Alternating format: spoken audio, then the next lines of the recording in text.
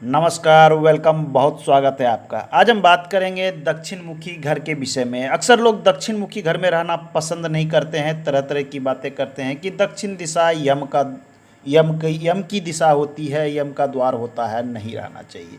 दक्षिण दिशा का घर अच्छा होता है, बुरा बिल्कुल नहीं होता है। सावधानियां, सिर्फ 10 सावधानियों के साथ अगर आप दक्षिण दिशा का घर बनाते हैं तो आप धन्य धान्य से परिपूर्ण रहेंगे, बिल्कुल सुख शांति से रह सकते हैं।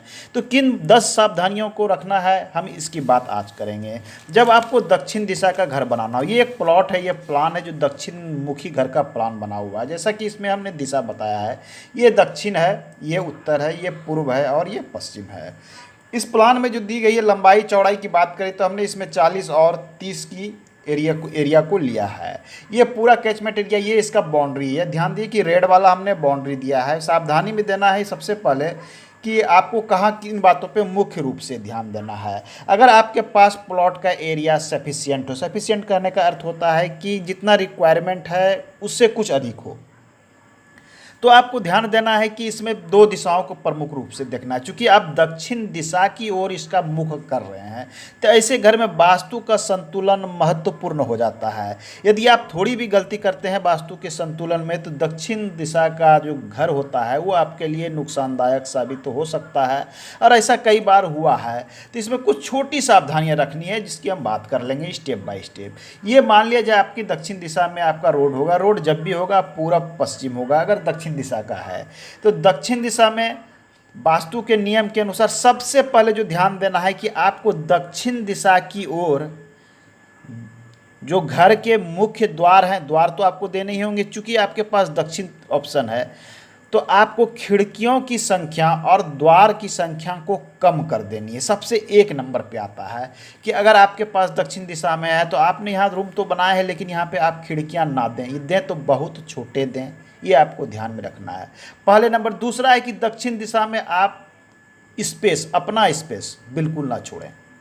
कुछ लोग करते हैं कि दक्षिण दिशा में है या पूर्व दिशा में तो घर के आगे स्पेस छोड़ने का रूल रहा है, लेकिन अगर दक्षिण द्वार है तो स्पेस नहीं छोड़ने का प्रयास करें कि थोड़ा सा छोड़ सकते हैं आगे स्पेस, घर के आगे अपना स्पेस नहीं छोड़े। अब आइए तीसरी सावधानी की बात करें तो आपको स्पेस कहाँ छोड़ना है, आपको जगह प्रयास करना है पूर्व दिशा और उत्तर दिशा। जैसा कि इस प्लॉट में हमने दिखाया है कि इसमें पूर्व दिशा की ओर ये यहाँ से यहाँ तक स्पेस हमने छोड़ा है, उत्तर दिशा की ओर हमने स्पेस छोड़ा है। तो दक्षिण दिशा में आपको पूर्व की ओर और उत्तर की ओर स्पेस छोड़ देना है। बहुत अधिक जगह है तो आप पश्चिम की ओर छोड़िए, या फिर पश्चिम की ओर जगह नहीं है, कम है तो आप पश्चिम की ओर कम छोड़ें या फिर बिल्कुल नहीं छोड़ें। हालांकि इस नक्शे में हमने पश्चिम की ओर थोड़ी सी जगह छोड़ी है विंडो के लिए। तो आप अगर जगह ना हो तो पश्चिम की ओर क्लोज कर सकते हैं, दक्षिण की ओर जगह बिल्कुल ना छोड़ें।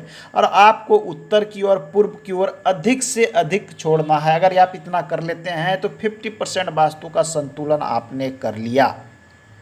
50% संतुलन। अब आगे 50% के बाद अधिक संतुलन के लिए करना क्या है। सभी लोग जानते हैं कि ईशान कोण में हमको जल की व्यवस्था करना है। ये भी एक वास्तु का बहुत ही महत्वपूर्ण संतुलन है। आप अगर यहाँ जल की व्यवस्था कर लेते हैं तो एक संतुलन आपने और बढ़ा लिया है।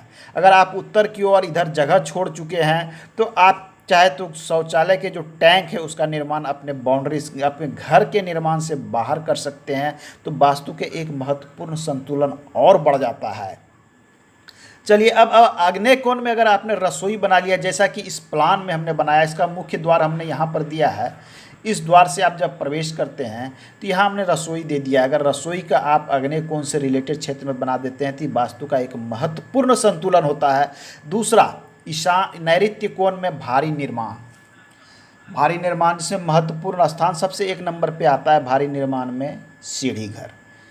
सीढ़ी का निर्माण यहाँ कर सकते हैं, ये भी एक अच्छा संतुलन है। या फिर आप चाहे तो सीढ़ी यहाँ नहीं कर, यहाँ पर आप शयन कक्ष भी बना सकते हैं। हम इस प्लान की बात कर रहे थे, ये वास्तु के अनुसार बिल्कुल परफेक्ट है। थोड़ी सी हम प्लान पे आ जाते हैं।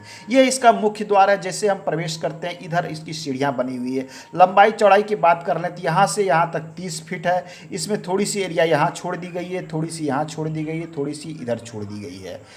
आपका ये एक रसोई बहुत ही अच्छा स्पेस में बन जाता है, बिल्कुल आग्नेय कोण में। जब आप यहाँ से इस प्रकार से प्रवेश करते हैं तो आपको एक शयन कक्ष ये मिल जाता है, बेडरूम। दूसरा बेडरूम आपको यहाँ मिल जाता है। इसमें 2 शौचालय मिल जाते हैं, दोनों एक इस शयन कक्ष के साथ अटैच्ड मिल जाते हैं। दूसरा आपको कॉमन शौचालय है, ये दोनों के लिए प्रयोग में आ सकता है, बाहर के लोगों के लिए भी और अंदर के लिए भी। ये कॉमन शौचालय है, ये अटैच लैट्रिन बाथरूम है जो इस शयन कक्ष के साथ। तीसरा शयन कक्ष आपको यहाँ मिल जाता है, जो कि आप बच्चों के रूम के रूप में प्रयोग कर सकते हैं। चौथा, आप इसमें एक पूजा घर का भी निर्माण कर सकते हैं। आप अगर थोड़ा सा अगर इसमें स्पेस घेर सकते हैं तो घेर के आप यहाँ पे पूजा का भी निर्माण कर सकते हैं। यहाँ हमने स्वास्तिक का सिंबल दे दिया इस प्रकार से। तो ये एक वास्तु का बहुत अच्छा। उत्तर की यहाँ पूर्व की ओर आपको एक बड़ा सा डाइनिंग स्पेस मिल जाता है, और इसको संतुलन के लिए आपको करना क्या है कि खिड़की दरवाज़ों की संख्या उत्तर की ओर बढ़ा देनी है। ये एक महत्वपूर्ण चीज़ है कि जब आप उत्तर की ओर खिड़कियों की संख्या, डोर की संख्या आप बढ़ा देते हैं तो दक्षिण दिशा को ये बहुत अच्छी तरह से संतुलन करता है।